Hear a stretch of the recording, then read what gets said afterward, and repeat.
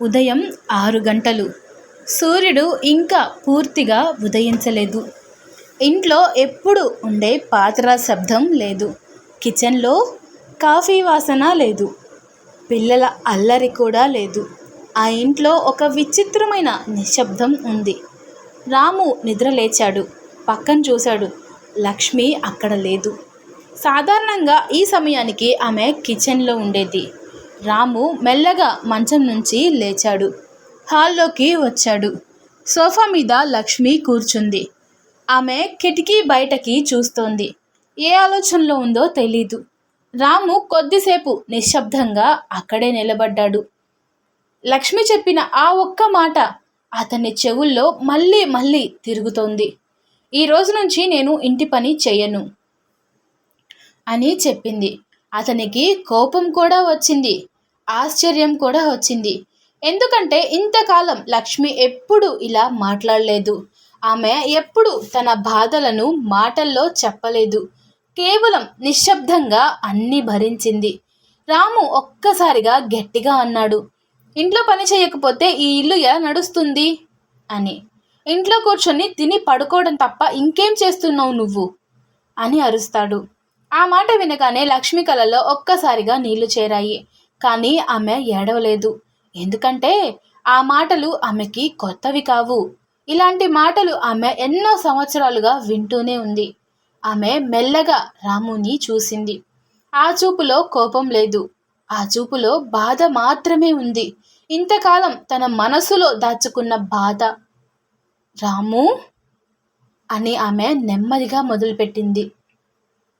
నువ్వు ఒక్కరోజు నా జీవితాన్ని జీవించి చూస్తే నేను ఇంట్లో కూర్చొని తిని పడుకుంటున్నానో లేక ప్రతిరోజు ఈ ఇంటి కోసం నా శక్తి అంతా ఖర్చు చేస్తున్నానో నీకు అర్థమవుతుంది అని అన్నది. రాము మౌనంగా ఆమె వైపు చూస్తూ నిలబడ్డాడు. ఇంతకాలం లక్ష్మి ఇలా తన మనసు తెరిచి మాట్లాడటం అతను ఎప్పుడూ చూడలేదు. లక్ష్మి కళ్ళల్లో నీళ్లు నిండిపోయాయి. కానీ ఈసారి ఆమె ఆపలేదు. ఉదయం 5 గంటలకు నేను లేస్తాను రాము. ఇంట్లో అందరూ ఇంకా నిద్రలోనే ఉంటారు. కానీ నా రోజు అప్పుడే మొదలవుతుంది. ముందుగా కాఫీ తయారు చేస్తాను. తర్వాత పిల్లల టిఫిన్. తర్వాత నీ లంచ్ బాక్స్. పిల్లలను స్కూల్కి రెడీ చేయాలి. ఇంటి అంతా శుభ్రం చేయాలి. పాత్రలు తోమాలి. బట్టలు ఉతకాలి అంటూ చెప్పుకొచ్చింది. ఆమె ఒక్కసారిగా చెప్పడం ఆపేసింది. ఆమె గొంతు కంపించింది. మధ్యాహ్నం అయ్యేసరికి నా శరీరం అలసిపోయి ఉంటుంది. కానీ నేను కూర్చోలేను. ఎందుకంటే సాయంత్రం మళ్ళీ మీరందరూ వస్తారు.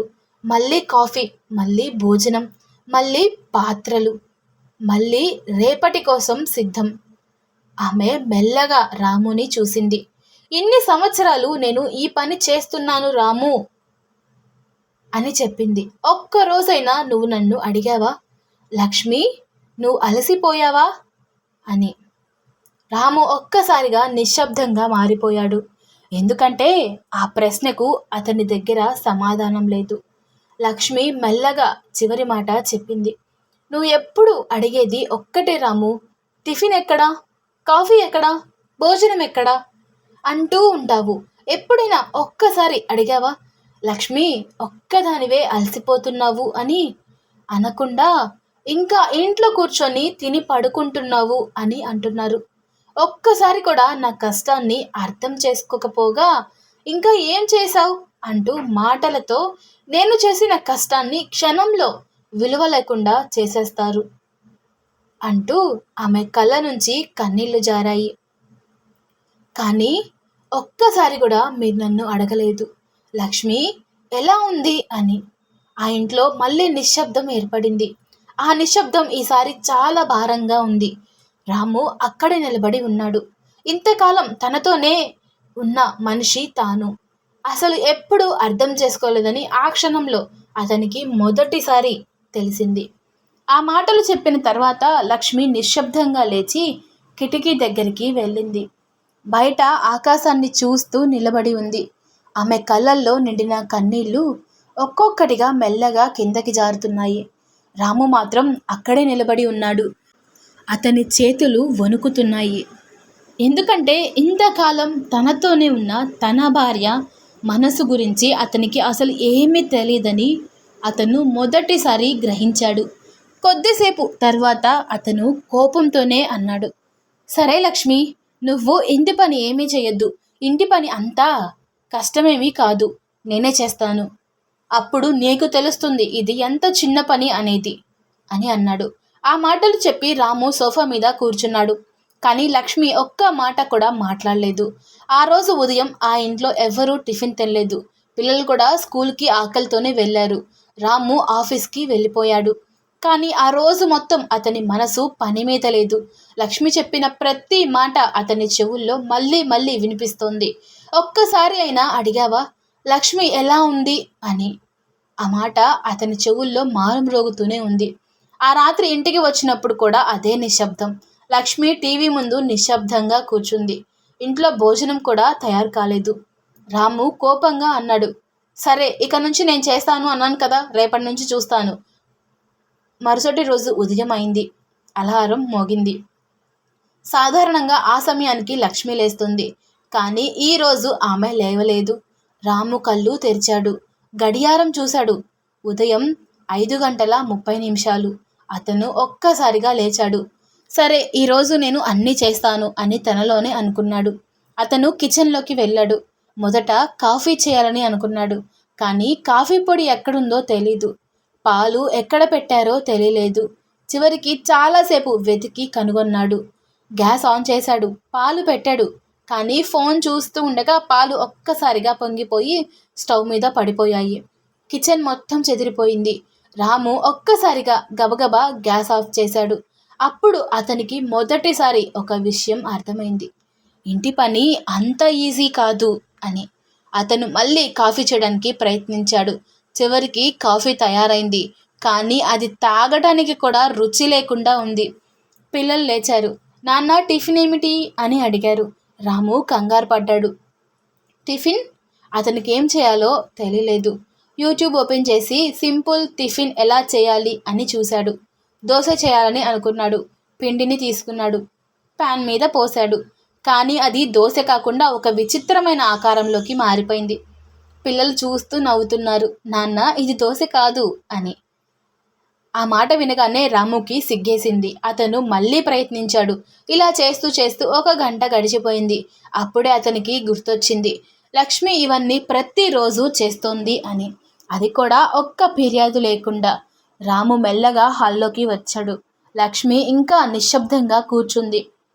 రాము ఆమె ముందు నిలబడ్డాడు. అతని కళ్ళల్లో ఇప్పుడు కోపం లేదు, కేవలం పశ్చాత్తాపం మాత్రమే ఉంది. అతను మెల్లగా అన్నాడు, లక్ష్మి, నిన్న నేను చెప్పిన మాటలకు క్షమించు అన్నాడు. లక్ష్మి ఆశ్చర్యంగా అతని వైపు చూసింది.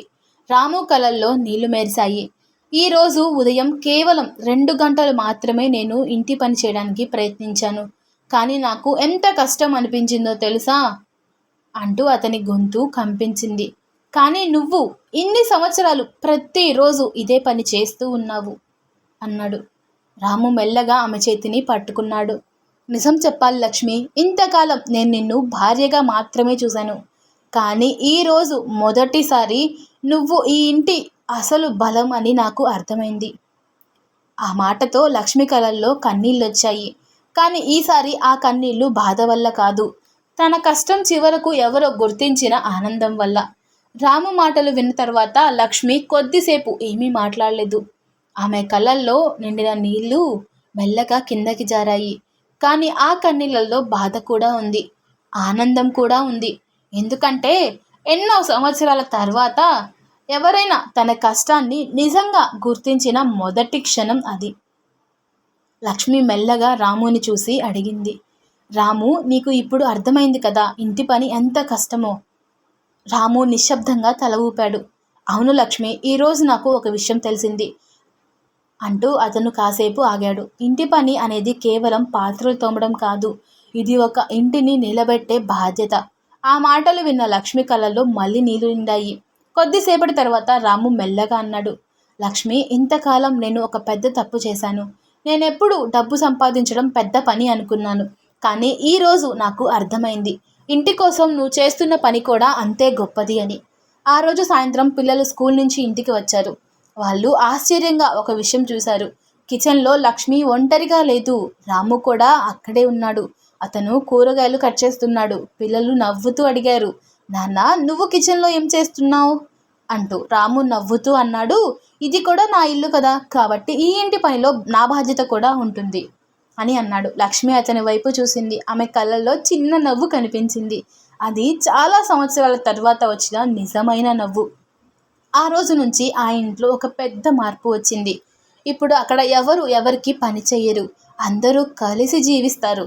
ఎందుకంటే ఒక ఇంటిని నిలబెట్టేది ఒక్క మనిషి కాదు, అందరి ప్రేమ, అందరి సహాయం. ఒక ఇంట్లో భర్త సంపాదించకపోతే ఆ కుటుంబం బ్రతకడం కష్టమవుతుంది. కానీ ఒక ఇంట్లో భార్య లేకపోతే ఆ ఇల్లు అసలు ఇల్లు కాదు, అది కేవలం గోడలు మాత్రమే. ఎందుకంటే భార్య చేసే పని జీతం కోసం కాదు, ప్రశంస కోసం కూడా కాదు, ప్రేమ కోసం. ప్రతిరోజు అలసిపోయినా బాధ ఉన్నా ఆమె నవ్వుతూ ఉంటుంది. ఎందుకంటే ఆ ఇంట్లో ఉన్న వాళ్ళ సంతోషమే ఆమె సంతోషం కాబట్టి. ఒక్కసారి మీ ఇంట్లో ఉన్న ఆ మహిళను చూసి అడగండి, నువ్వు బాగున్నావా అని. ఎందుకంటే ఆ ప్రశ్న ఆమెకు ప్రపంచమంతా విలువైనది కాబట్టి. ఈ కథ మీ గుండెను తాకితే, మీ ఇంట్లో ఉన్న ఆ మహిళ విలువ మీకు గుర్తొస్తే ఈ వీడియోకి ఒక చిన్న లైక్ చేయండి. ఇలాంటి నిజమైన జీవిత కథలు మరింత మందికి చేరాలంటే ఇప్పుడే ఈ వీడియోని షేర్ చేయండి. మరియు మీ అభిప్రాయం కామెంట్లో తప్పకుండా రాయండి. ఎందుకంటే ప్రతి కామెంట్ ఇంకో మంచి కథ రాయడానికి నాకు ప్రేరణ అవుతుంది. ఇలాంటి హృదయాన్ని తాకే కథలు వినాలంటే ఇప్పుడే మన ఛానల్ని సబ్స్క్రైబ్ చేసుకొని పక్కనున్న బెల్ ఐకాన్ నొక్కండి. మళ్ళీ మరో భావోద్వేగ కథతో త్వరలో కలుద్దాం. Thanks for watching.